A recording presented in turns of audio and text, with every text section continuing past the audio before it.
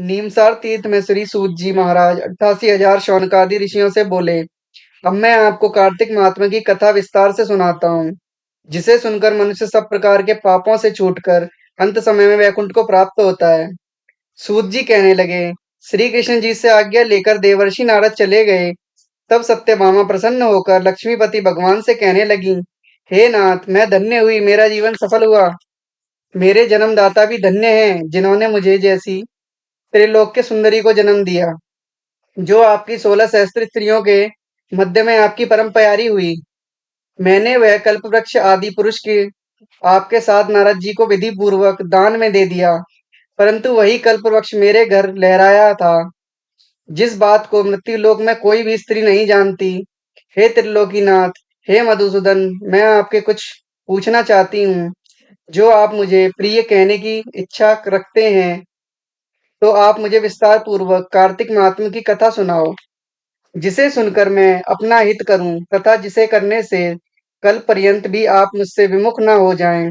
सूत जी बोले, सत्यभामा के ऐसे वचनों को सुनकर हंसते हुए श्री कृष्ण जी सत्यभामा का हाथ पकड़कर तथा अपने सेवकों को वहीं रोककर विलास युक्त अपनी प्यारी को कल्प वृक्ष के नीचे ले गए और हंसकर कहने लगे कि हे प्रिय, 16,000 रानियों में से मुझे तुम प्राणों के समान प्यारी हो।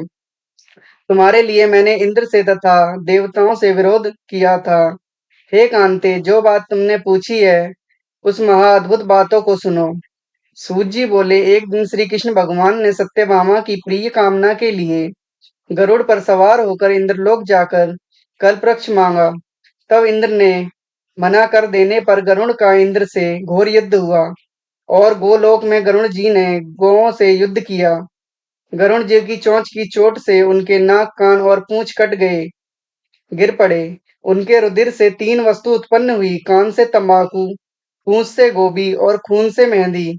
इन तीनों के प्रयोग करने से मोक्ष प्राप्ति नहीं होती। तब गौओं ने भी क्रोध में भरकर गरुड़ को मारा, जिससे उनके तीनों पंख टूटकर गिर पड़े। इनके पहले पंख से नीलकंठ, दूसरे से मोर और तीसरे से चकवा चकवी उत्पन्न हुए। हे प्रिय, इनके दर्शन मात्र से ही सुख फल की प्राप्ति होती है। हे प्रिय, जब मैं हर चीज दे सकता हूँ, तुम्हारा हर एक कार्य पूरा कर सकता हूँ और हर बात तुमसे कह सकता हूँ, तो क्या मैं तुम्हारे प्रश्न का उत्तर भी नहीं दूंगा? हे प्रिय, जो बात तुम मेरे से पूछो, उसका जवाब दूंगा। यह सुनकर सत्यभामा बोली, हे प्रभु, मैंने पिछले जन्म में कौन कौन से दान, व्रत व जप नहीं किए हैं, मेरा कैसा स्वभाव था, तथा मैं किसकी पुत्री थी और मुझे मृत्यु लोक में जन्म लेना पड़ा, और ऐसे कौन से मैंने शुभ कार्य किए हैं, जिससे आपकी अर्धांगिनी बनने का सौभाग्य प्राप्त हुआ। अपने साथ गरुड़ पर सवार होकर इंद्र आदि देवताओं के स्थान में फिराते हो। तब श्री कृष्ण बोले, हे प्रिय, तू ध्यान लगाकर सुन। जो तूने पूर्व जन्म में शुभ कर्म किए हैं, विस्तार पूर्वक कहता हूँ। तुम किसकी पुत्री हो, कहता हूँ। पूर्व समय में सतयुग के अंत में मायापुरी में अग्नि अत्रि गोत्र में एक देव शर्मा नाम का ब्राह्मण वेद वेदांत का जानने वाला रहता था। वह रोज अतिथियों की सेवा, हवन और सूर्य भगवान की पूजा किया करता था।